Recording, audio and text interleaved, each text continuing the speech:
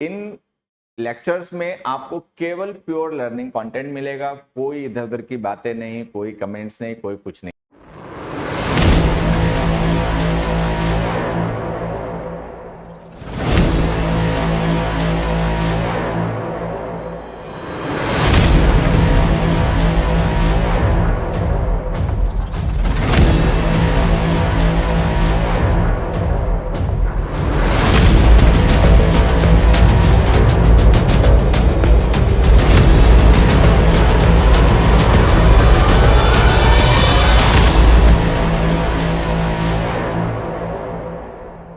Hello dear learners, अगर आप SSC exam जैसे कि सीजीएल, सीपीओ, सीएचएसएल, एमटीएस की तैयारी कर रहे हैं और इंग्लिश में और अच्छी अपनी तैयारी करना चाहते हैं, बेहतर करना चाहते हैं इंग्लिश में अपने स्कोर को, उसके लिए आपको चिंता है, तो आपकी इस चिंता को दूर करने के लिए, आपकी तैयारी में आपकी मदद करने के लिए हम लेकर आ रहे हैं एसएससी अभिनय मैथ्स यूट्यूब चैनल पर इंग्लिश का एक रिकॉर्डेड बैच, जिसमें आपका ग्रामर, रीडिंग कॉम्प्रिहेंशन और वोकैब इन सबकी तैयारी करवाई जाएगी। अच्छी बात है कि इन लेक्चर्स में आपको केवल प्योर लर्निंग कंटेंट मिलेगा, कोई इधर उधर की बातें नहीं, कोई कमेंट्स नहीं, कोई कुछ नहीं, जिससे कि आपके टाइम का मैक्सिमम यूटिलाइजेशन हो और कम समय में आप फोकस के साथ में अच्छी तैयारी कर पाए, अच्छा सीख पाए, जिससे कि आपके सिलेक्शन का सपना इस बार ही पूरा हो। तो ये क्लासेस आपको मिलेंगी रोज सुबह 9 बजे। तो हमसे जुड़ना ना भूलें, एसएससी अभिनय मैथ्स यूट्यूब चैनल पर रोज सुबह 9 बजे। अच्छी तैयारी करें, अच्छा सीखें और अपने सपनों को पूरा करें। All the best dear learners. Good morning dear learners, कैसे हैं सभी? आज ये आपकी क्लास स्टार्ट करते हैं और आज हम लोग डिस्कस करेंगे वॉइस एंड आरसी। ये देखिए, एक प्रीवियस ईयर का पेपर है कोई, और इसकी जो वोकैब है उसको हम लोग डिस्कस करेंगे। अभी आप लोगों को दिख नहीं रहा होगा तो मैं इसको थोड़ा सा बड़ा करता हूं जिससे कि आप देख पाए। ठीक है, अब सही है।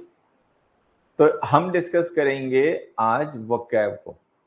कुछ पीक्यूआरएस के क्वेश्चंस भी हैं, वोकैब के क्वेश्चंस हैं और पीक्यूआरएस के क्वेश्चंस हैं। ठीक है, तो इनको हम लोग आज डिस्कस करेंगे। आज अब डिस्कस करते हैं कुछ अच्छे अच्छे क्वेश्चंस। यहां पर मैं जिस क्वेश्चन को मार्क करूंगा आप उसी के आंसर बताएंगे। ठीक है, सबसे पहले क्वेश्चन 12, 11 और 12 के आंसर बताने। ठीक है, काउंटिंग योर चिकन्स, ये इडियम है। एक्चुअल में सबसे पहले जो हम डिस्कस कर रहे हैं ना, ये इडियम है। ठीक, तो काउंटिंग योर चिकन्स जो इडियम है, इसका हमें मतलब बताना है। तो देखिए, चिकन्स का मतलब आप समझते हैं, चूजे। ठीक है, मुर्गी के अंडे होते हैं उसमें से निकलते हैं बच्चे, उन्हें चूजे कहा जाता है, इंग्लिश में चिकन्स कहते हैं। ठीक है, काउंटिंग का मतलब सबको पता है, उनकी काउंटिंग कर लेना, गिनती कर लेना। तो ये एक्चुअल में इस तरीके का है। ये पूरा एक मतलब इडियम जो होता है ना, वो ऐसा होता है, counting your chickens before they hatch. ठीक, कि अभी कुछ हुआ नहीं है, ठीक है, लेकिन आप उसको लेकर पहले से ही विश्वास से भरे हुए हो कि ऐसा ही होगा। वो सर्टेन नहीं ऐसा होगा, मतलब किसी अच्छी चीज का आपको पहले से विश्वास और भरोसा हो, खास करके कोई ऐसी चीज जिसका होना कोई निश्चित नहीं है, कोई जरूरी नहीं है ऐसा ही होगा, लेकिन आपने ऐसा मान रखा है। गांव देहात में कहानी सुनाई जाती है, अगर आप लोगों ने भी सुनी हो, कि एक दूध वाला था, दूध बेचने शहर या पता नहीं कहीं जा रहा था। ठीक है, तो उसके सर पे मतलब बर्तन था जिसमें दूध था, और जाते जाते वो दिन में चलते चलते सपने देख रहा है कि मैं दूध बेच कर आऊंगा, ठीक है, फिर मुझे इतने पैसे मिलेंगे, इतने पैसे मिलेंगे तो फिर मैं और बकरियां खरीद लूंगा। ठीक, या पता नहीं अंडे थे, हाँ अंडे बेचने जा रहा था, अंडे की टोकरी सर पे रख के बाजार में बेचने जा रहा था और सपने देखने लग गया। ठीक है, सपने देखते देखते प्लान कर रहा है कि अंडे बेचूंगा तो मुझे इतना मुनाफा होगा। ठीक है, फिर मैं और मुर्गियां खरीद लूंगा, फिर और अंडे हो जाएंगे, फिर और अंडे बेचूंगा तो और पैसे मिलेंगे, फिर और मुर्गियां खरीद लूंगा।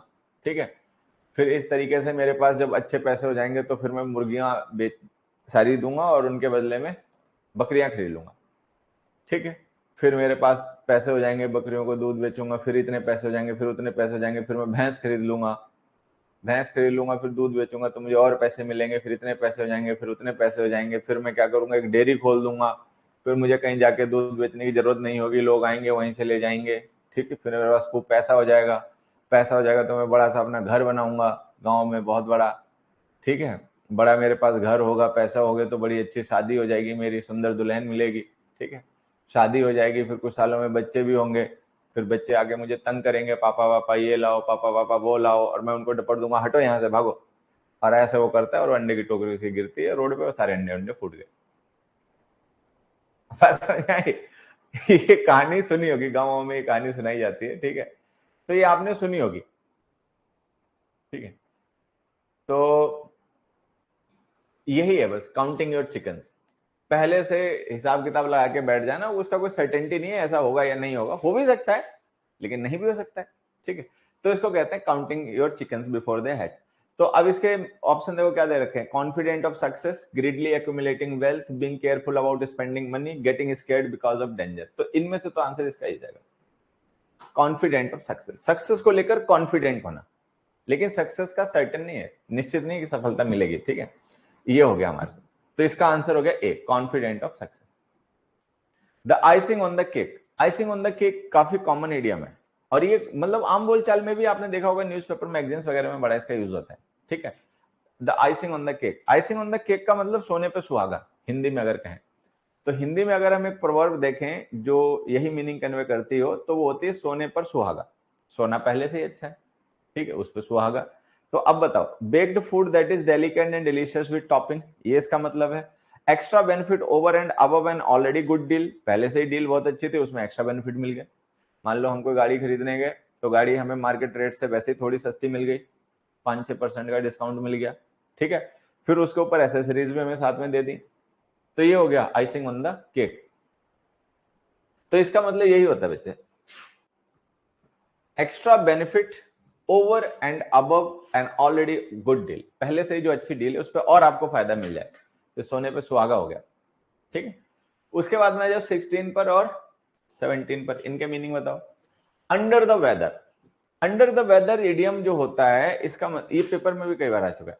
अंडर द वेदर का मतलब होता है कि बीमार होना, स्वास्थ्य ठीक नहीं होना, ठीक है। अंडर द वेदर का मतलब होता है अस्वस्थ होना, बीमार होना, ठीक। तो इसमें जैसे दिया walking in the rain, controlled by the elements, browbeaten by the heat, unwell, तो इसका मतलब होता है अनवेल। अंडर द वेदर का मतलब अस्वस्थ। फिर लिखा to sit on the fence, इस इडियम का मीनिंग मुझे बाद में बताना। आप लोग एक काम कर दो, मुझे फेंस का मीनिंग बता दे कोई भी कैंडिडेट मुझे फेंस का मीनिंग बताए कि फेंस का मीनिंग क्या होता है। इडियम का बाद में देख लेंगे, फेंस का मतलब बताएं, क्या मतलब होता है फेंस का। To sit on the fence, fence का मतलब बताइए।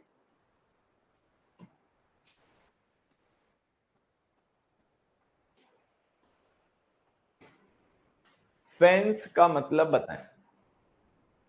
नहीं, फेंस का मतलब ट्रबल नहीं होता, फेंस का मतलब होता है चार दीवारी। जैसे कोई बिल्डिंग वगैरह होती है, आपने देखा उसके चारों तरफ चार दीवारी बना दी जाती है, ठीक है, ऊंची उठा के बना दी जाती है, दीवार होती है, ठीक है। तो उससे क्या होता है कि बाहर के जानवर वगैरह या लोग अंदर नहीं आ पाते हैं, गेट वगैरह होता है वहीं से उनको आना पड़ता है, ठीक है, हाँ। तो उसको कहते हैं, या फिर कई जगह होता है कि बार्ब्ड वायर्स लगा दिए जाते हैं, कांटों वाले तार वगैरह लगा दिए जाते हैं, फेंसिंग हो गई। कई जगह होता है कि लकड़ी की बना दी जाती है फेंसिंग, वो हो गई, ठीक है।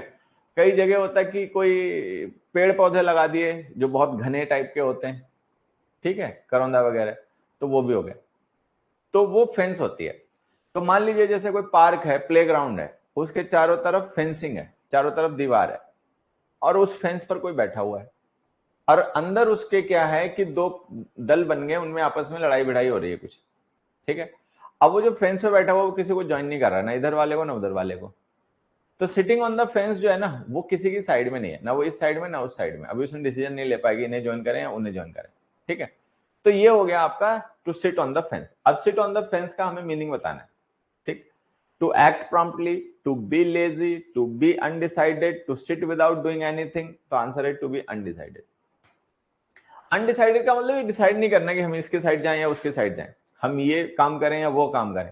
तो सिटिंग ऑन द फेंस का यूज हम करते हैं ऐसी सिचुएशन में जब कोई पर्सन हो जो कि कोई डिसीजन नहीं ले पा रहा है कि क्या करें, ये ठीक वो ठीक, ठीक है, इधर जाएं कि उधर जाएं, तो उसको कहते हैं सिटिंग ऑन द फेंस।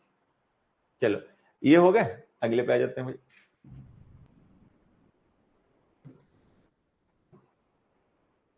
चलिए अगले हमारे इडियम्स हैं अ स्टिच इन टाइम और है once in a blue moon, ठीक है। At sixes and sevens, through thick and thin, इनके मीनिंग्स हमें डिस्कस करने। ठीक, सबसे पहले आई स्टिच इन टाइम, ये पूरा इडियम होता है आई स्टिच इन टाइम सेव्स 9। ये ऐसे होता है, मतलब उसमें नहीं लिखा हुआ है लेकिन होता इतना ही। ये प्रोवर्ब है, आई स्टिच इन टाइम सेव्स 9। इसका मतलब होता है जैसे कोई काम बिगड़ना शुरू हुआ, या कोई चीज बिगड़नी शुरू हुई, तो अगर हम करेक्टिव मेजर शुरुआत में ही ले लें उसको ठीक करने के लिए, तो हम बाद की परेशानियों से बच जाते हैं। नहीं तो बाद में फिर बड़ा नुकसान होता है। आप इसको ऐसे समझ लीजिए, मान लो कोई कपड़ा फटना शुरू हुआ, तो शुरुआत में आपने 1 या 2 स्टिच लगा के उसको ठीक कर लिया। अगर तब आप नहीं करेंगे, आलस कर जाएंगे, तो फिर बाद में वो ज्यादा कपड़ा फट जाएगा, फिर सिलने से भी हो सकता है ठीक ना हो, या फिर ज्यादा प्रयास करना पड़े उसको ठीक करने के लिए। तो कहने का मतलब ये होता है कि अगर कोई चीज गड़बड़ हो रही है, बिगड़ रही है, तो आप शुरुआती लेवल पे जब आपको पता चल जाए गड़बड़ हो रही है, तभी उसको करेक्ट कर लें। क्योंकि अगर तब आप नहीं करेंगे तो बाद में आपको एफर्ट ज्यादा लगाने पड़ेंगे, नुकसान ज्यादा होगा, प्रयास ज्यादा करने पड़ेंगे। ये होता है स्टिच इन टाइम, समय से ही स्टिच कर देना। ठीक, tailoring one's efforts efficiently, making an effort to succeed, inability to take timely decision, timely action that prevents a negative outcome। ठीक है, तो इसका मतलब ये हो गया timely action that prevents a negative outcome, समय से ही एक्शन ले लेना जिससे कि कोई नेगेटिव परिणाम ना आए, नुकसान ना हो, ये होता है इसका मतलब। ठीक है, timely action that prevents a negative outcome. Next देखिए, at sixes and sevens. At sixes and sevens जो इडियम होता है ये भी काफी कॉमन इडियम है। ठीक है, वनडे एग्जाम्स में तो अक्सर आता रहता है। एट सिक्सेस एंड सेवंस का मतलब होता है अस्त व्यस्त, मतलब कुछ ऐसा जो अस्त व्यस्त है, व्यवस्थित नहीं है, डिसऑर्डरली, कुछ ऐसा जो डिसऑर्डर्ड है, मतलब प्रॉपर ऑर्डर में नहीं है, क्योटिक है, इसका मतलब होता है क्योटिक, अव्यवस्थित। ठीक, on top of the situation, state of denial, state of total confusion, well planned and prepared. Well planned and prepared इसका एंटोनिम है। स्टेट ऑफ टोटल कंफ्यूजन, सब कंफ्यूजन है, कुछ समझ में नहीं आ रहा कि ये सही वो सही, यहां बैठे वहां बैठे, क्या करें क्या नहीं करें, सब कंफ्यूजिंग सिचुएशन। तो एट सिक्सेस एंड सेवन का मतलब होता है to be in a confused और डिसऑर्डरली स्टेट। ठीक है, ये हो गया सी। नेक्स्ट आ गया once in a blue moon, Eid का चांद। इसके लिए एक इडियम होता है, हिंदी में यूज होता है ईद का चांद। ईद का चांद का मतलब जो रोज नजर नहीं आता। ठीक है, तो once in a blue moon का मतलब होता है कुछ ऐसा जो बहुत कम होता, रेयरली होता, उसे हम कहते हैं। ठीक है, now he goes to school once in a blue moon. Now he goes to school once in a blue moon. तो once in a blue moon का मतलब बहुत दिनों में एक बार, सेल्डम। तो इसका मतलब आप ये मान सकते हैं सेल्डम। तो हमें इसका वो चाहिए क्या नाम, meaning, romantic moment, occasionally, rarely, often. तो आंसर है रेयरली। ठीक है, हाँ। नेक्स्ट आ जाइए, थ्रू थिक एंड थिन। ये इडियम शायद आप लोगों को याद हो, हमने भी कुछ दिन पहले भी डिस्कस किया था किसी क्लास में। थ्रू थिक एंड थिन का मतलब होता है हर परिस्थिति में, हर परिस्थिति में। अब जैसे आपने एक इंग्लिश में इडियम सुना होगा, अ फेयर वेदर फ्रेंड, सुना है? एक इंग्लिश में इडियम होता है, आप सबने ही उसको सुना होगा, वो इडियम होता है a fair weather friend. Meaning बताए कोई भी बच्चा, क्या मतलब होता है a fair weather friend? A fair weather friend, भैया जो अ फेयर वेदर फ्रेंड है, इस इडियम का क्या मतलब होता है, कोई बताए? अ फेयर वेदर फ्रेंड का मतलब क्या होता है? अ फेयर वेदर फ्रेंड का मतलब होता है सुख का साथी।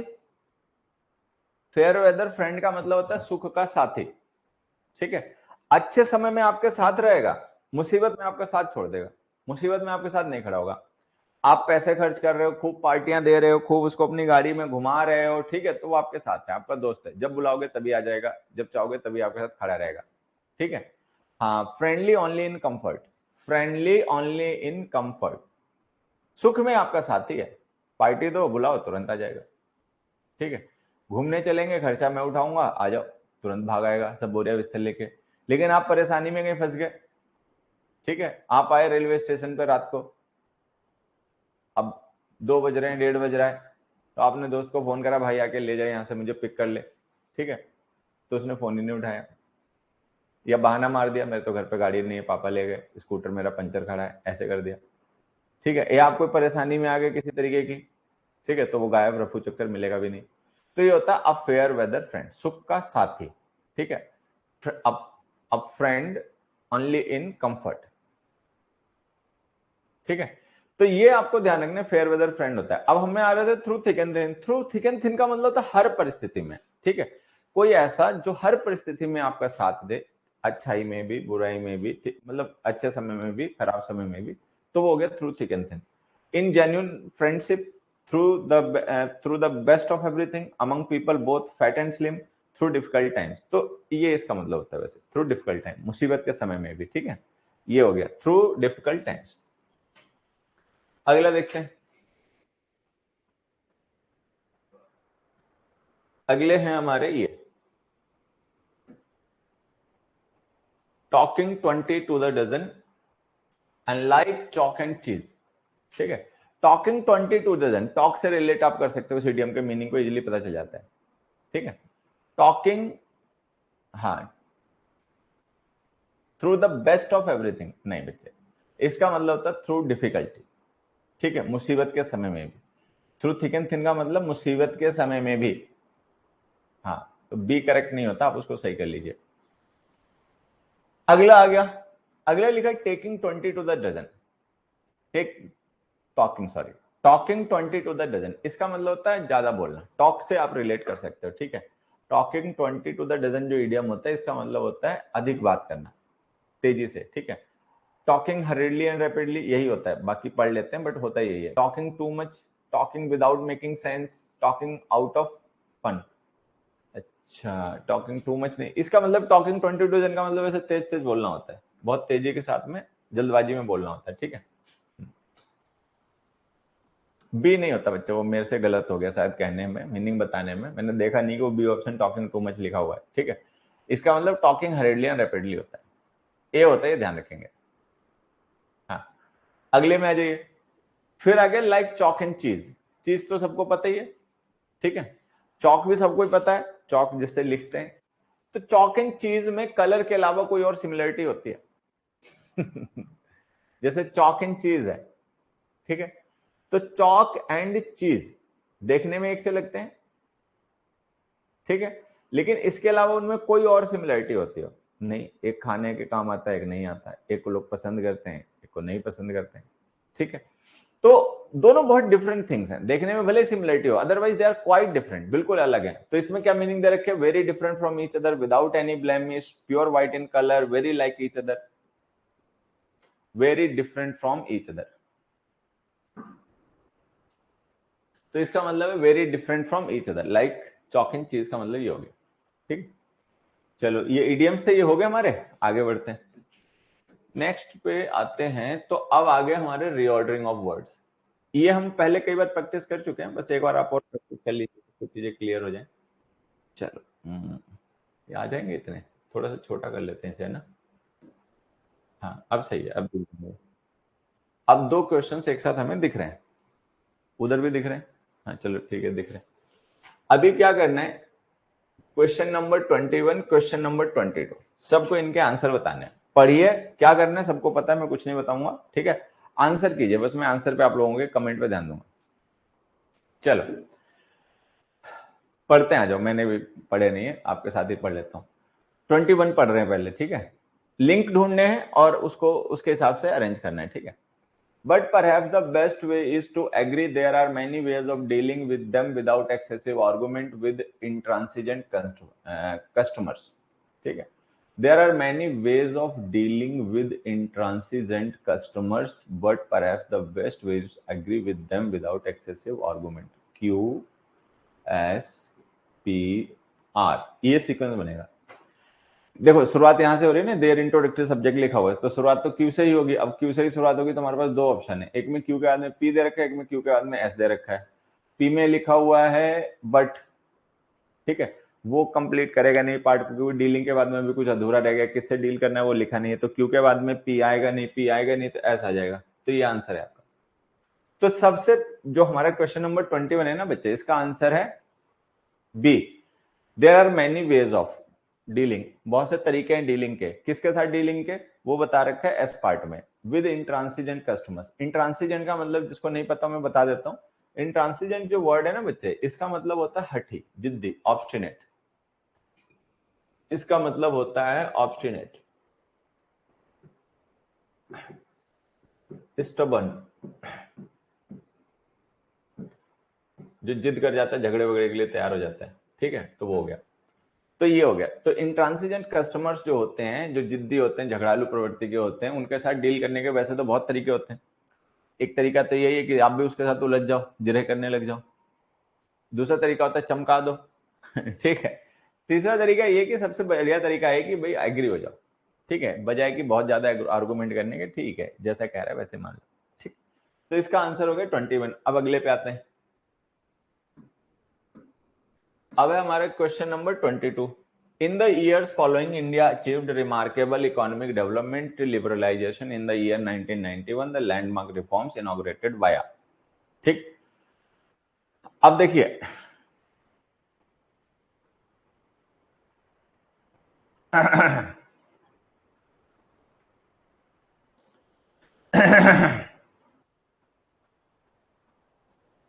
India achieved remarkable economic development, ठीक है, यहां तक आ गया।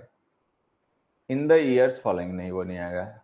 डेवलपमेंट नहीं, शुरुआत क्यू से नहीं हो पाएगी, क्योंकि अगर हमने क्यू से शुरुआत कर दी तो उसके बाद में कुछ लिखते बन नहीं रहा है। चलो शुरुआत फिर होगी किससे, एस से, ठीक है। एस से शुरुआत होगी तो एस वाला एक ही ऑप्शन है, उसमें पी दे रखा है। The landmark reforms inaugurated via, नहीं, इससे भी नहीं हो पा रही, एस के बाद में पी नहीं आ पा रहा है। फिर क्यू से होगी क्या शुरुआत, India achieved remarkable economic development, ठीक है। तो इसमें क्या आ जाएगा, इंडिया अचीव्ड रिमार्केबल, इससे करें, क्यू से शुरुआत करें, एस से होगी नहीं, पी से करें। In the years following India achieved remarkable economic development, in the years following liberalisation. देखो एक चीज तो कंफर्म है कि पी के बाद में आर आएगा, ठीक है। नहीं, पी के बाद में एस और फिर आर आएगा, ठीक है।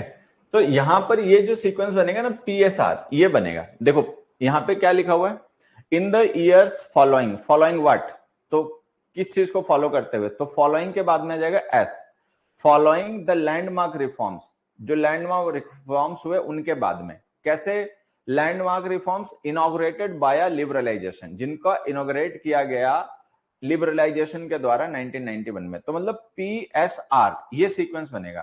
पी एस आर सीक्वेंस कहां दे रखा है, यहां नहीं दे रखा, यहां नहीं दे रखा, यहां नहीं दे रखा, ये दे रखा, डी आंसर, डी आंसर है। हाँ, एस के बाद में आर जरूर आएगा, तो ये आंसर हो गया आपका डी। एस के बाद में आर आएगा, एक ही ऑप्शन है जिसमें एस के बाद में आर दे रखा, तो डी ऑप्शन आंसर हो गया। शुरुआत क्यू से होगी, India achieved remarkable economic development, फिर उससे आ जाएगा P, in the years, which years, following the landmark reforms inaugurated by liberalisation in the year 1991, ठीक। तो डी ऑप्शन इसका आंसर हो गया। जिन बच्चों ने डी किया था सही है, जिन्होंने नहीं किया था वो थोड़ा समझ लेंगे अपना कि डी क्यों सही हुआ। 23, was the victory secured by the women's hockey team in the arena of sports, perhaps against Australia in the Tokyo Olympics, the greatest moment in Indian Olympic history, ठीक है। एस के बाद में पी आएगा क्या, ध्यान से देखो, the greatest moment in Indian Olympic history, ठीक है, was the victory secured by women's hockey team,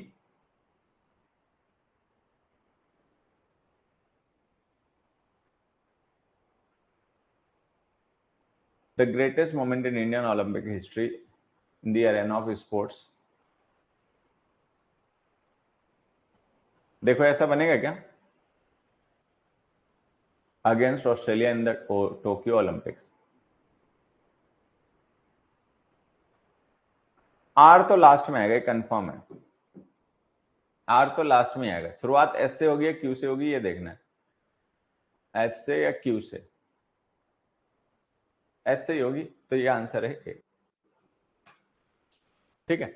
इसमें देखो क्या लिखा हुआ है, सबसे पहले समझना, the greatest moment in Indian Olympic history, Indian Olympic history में जो सबसे महान मतलब मोमेंट था वो कौन सा था, was the victory secured by women's hockey team, जो वुमेन्स की हॉकी टीम ने विक्ट्री, जीत दर्ज की, वो थी, ठीक है।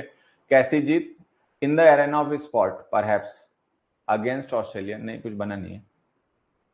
The greatest moment in Indian Olympic history was the victory secured by women's hockey team in the arena of sports perhaps। नहीं नहीं नहीं, ये बना नहीं बच्चे, कुछ नहीं, सीन नहीं बना।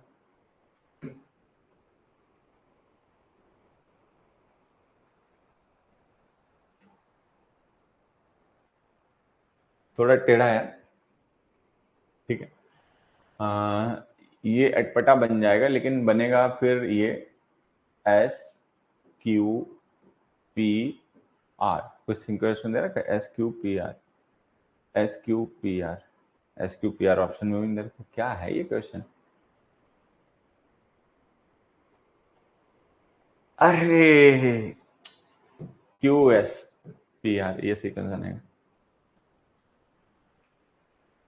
QSPR बनेगा। सब ट्राई करने पड़ते हैं, जो आपको हिंट मिलता है वो बाद में पूरा पढ़ते हो तो पता चलता काम नहीं कर रहा। तो यहाँ पे जो सीक्वेंस बनेगा वो बनेगा QSPR। QSPR क्या होगा, देखो ऐसे समझना, इन दी एरेना, शुरुआती प्रेपोजिशनल फ्रेज से कर रहे हैं एक्चुअली, हम इसको शुरुआत में रखना नहीं चाह रहे, हम सब्जेक्ट से सेंटेंस की शुरुआत करना चाह रहे थे, ठीक है, लेकिन ये शुरुआत कर रहे हैं क्यू से। In the arena of sports, ठीक है, स्पोर्ट्स के क्षेत्र में, परहैप्स, संभवतः, the greatest moment in Indian Olympic history, Indian Olympic history में जो सबसे महानतम क्षण था वो क्या था, was the victory secured by women's hockey team, जो वुमेन्स की हॉकी टीम थी उनके द्वारा जीत जो दर्ज की गई थी, कौन सी जीत, against Australia in the Tokyo Olympics. तो ये जो सीक्वेंस है ना QSPR, ये बन सकता है, मतलब इन पार्ट्स को हम QSPR में अगर मतलब सीक्वेंस में लिखें तो फिर वो जो सीक्वेंस बनेगा वो ग्रामेटिकल भी होगा, लॉजिकल भी होगा। तो आंसर ये है बच्चे, QSPR। क्या कोई ऐसा था जो सी को आंसर बता रहा हो? कोई भी नहीं था, मैंने देखा था कोई? तो इसका सही सीक्वेंस बनेगा सी, QS। इन्होंने क्या किया, प्रेपोजिशनल फ्रेज को शुरुआत में लिख दिया, मेन स्टेटमेंट है उसको बाद में शुरू किया। तो in the arena of sports perhaps the greatest moment in Indian Olympic history, यहां से इन्होंने शुरुआत की, ठीक है। अच्छा, एक दो थे, तो ये आंसर इसका यही है। चलो आगे बढ़ते हैं और ट्राई करेंगे। चलो 24 और 25 सभी लोग ट्राई करें, ध्यान रखते हुए करना, गलती होने के चांसेस यहां पर हैं ज्यादा। 24 और 25 दोनों को करें एक साथ में। चलो, in terms of GDP and GNP for gauging the success of a nation, which are the two major determinants economic progress is determined? आसान है वैसे, ये पहले वाले के मुकाबले ये आसान है, ठीक है, अपने आप दिमाग लगाओ, पता करो सभी लोग। With the aplomb of stage artists that they are not men of straw, they can twist and shake their wobbly heads, mesmerizing the gullible into believing। चलो देखो, अब ध्यान देना सारे लोग, कहां रख दिया पेन मैंने, आ जाओ। In terms of GDP and GNP for gauging the success of a nation, which are the two major determinants, economic progress is determined। Economic progress is determined, economic progress का निर्धारण होता है कैसे, in terms of GDP and GNP, ठीक, GDP और GNP के terms में, कि GDP से पता चलता है कि इकोनॉमिक डेवलपमेंट कैसा है, ठीक, तो P आ जाएगा। अच्छा, ये GDP और GNP है क्या, ये बताने के लिए हमने यहाँ पर एक क्लॉज लिख दिया, which are the two major determinants, जो कि दो मेजर डिटर्मिनेंट्स हैं, किस चीज के डिटर्मिनेंट्स हैं, for gauging the success of a nation, किसी राष्ट्र की सफलता को नापने के लिए, गेज का मतलब मापना, ठीक है। तो SPRQ ये सीक्वेंस बनेगा, SPRQ ये दे रखा है, तो ये हमारा आंसर हो गया, ठीक है। अगले पे आते हैं, with the aplomb of stage artist. Aplomb का मतलब होता है कॉन्फिडेंस, सेल्फ कॉन्फिडेंस एक्चुअली, ठीक है। तो ये जो एप्लॉम वर्ड होता है ना, मैं इसके यहाँ पे मीनिंग लिख देता हूं, ध्यान रखना। एप्लॉम का मतलब होता है self confidence, self confidence in style, ठीक है, ये इसका मतलब होता है, ध्यान रखेंगे। तो हमने लिखा with the aplomb of stage artist that they are not man of straw, they can twist and shake their wobbly heads, mesmerizing the gullible into believing. अब देखो, ये जो हमने दैट क्लॉज लिखी ना, that they are not man of straw, ये believing के बाद आएगी। बिलीव का मतलब होता है मानना, क्या मानना वो बताने के लिए हमने लिख दिया that they are not man of straw. तो एस के बाद में क्यू आएगा डेफिनेटली, ठीक है। एस के बाद में, एक मिनट, एस के बाद में क्यू आएगा, ये हमारे पास एक हिंट है और वो डेफिनेटली आएगा। एस के बाद में क्यू, ये आएगा ही आएगा। तो हम देखें कितने ऑप्शन है जिनमें एस के बाद में क्यू दे रखा है, तो ध्यान से देखेंगे एक ही ऑप्शन है जिसमें एस के बाद में क्यू दे रखा है, बस यही आंसर है। एक ही हिंट मिला और देखो एक ही हिंट ने काम कर दिया। कई बार एक हिंट मिलता है और वो काम नहीं करता, ठीक। तो हमने लिखा पहले आर आ जाएगा, they can twist and shake their wobbly heads, फिर आ जाएगा P with the aplomb of, अरे नहीं ये तो कुछ गड़बड़ हो गई, अरे रुक जाओ, एस के बाद में ये तो सब गड़बड़ हो जा रही है, हिंट काम नहीं कर रहे, सारे ऑप्शन ही पढ़ने पड़ेंगे, रुक जाओ बच्चों, गड़बड़ हो रही है, हिंट काम नहीं कर रहे भाई।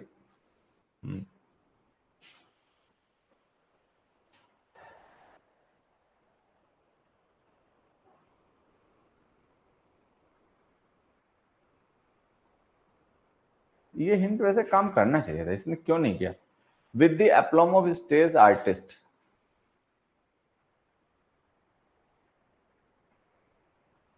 that they are not men of straw, they can twist and shake their wobbly heads with the aplomb of a stage artist। R के बाद में मान लो आ गया पी, ठीक है, फिर आ गया S, mesmerizing the gullible into believing, सही तो था R P S Q.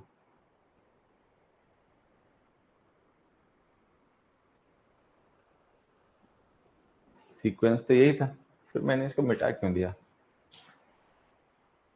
P R Q S, that with the aplomb of a stage artist they can twist and shake their wobbly heads, that नहीं, गलत, SPQR, mesmerizing the gullible into believing with the aplomb of a stage artist that they are not men of straw, नहीं ये भी नहीं आया।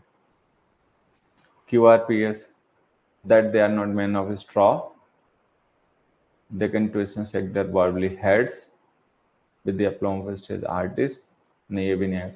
तो answer तो B ही है, ठीक है, नहीं नहीं बी ही है, सीक्वेंस यही बनेगा। देखो पढ़ते हैं, they can twist and shake their wobbly heads, कि वो ट्विस्ट कर सकते हैं और शेक कर सकते हैं अपने वॉबली हेड्स को, वॉबली का मतलब जो ऐसे हिलता रहता है हर समय उसको, ठीक है। फिर आ गया P, with the aplomb of a stage artist, stage artist जो होते हैं उनके सेल्फ कॉन्फिडेंस है, उनके जैसे कॉन्फिडेंस है, वो अपने सर को ट्विस्ट कर सकते हैं, शेक कर सकते हैं, ठीक है। फिर आ जाएगा एस, मेस्मराइजिंग द गलीबल, ठीक है, जो गलीबल लोग होते हैं, जो देखते हैं जल्दी से विश्वास कर लेते हैं किसी चीज पे, वो उन लोगों को मेस्मराइज कर देते हैं। मेस्मराइज का मतलब उनको एंचेंट कर देते हैं, उनको सम्मोहन सा कर देते हैं, ठीक है। Mesmerising the gullible into believing, और उनको ये मानने के लिए, वो बिलीव मतलब ये मानने के लिए उनको मेस्मराइज कर देते हैं, क्या मानने के लिए, that they are not man of straw, कि वो मैन ऑफ स्ट्रॉ नहीं है, ठीक है।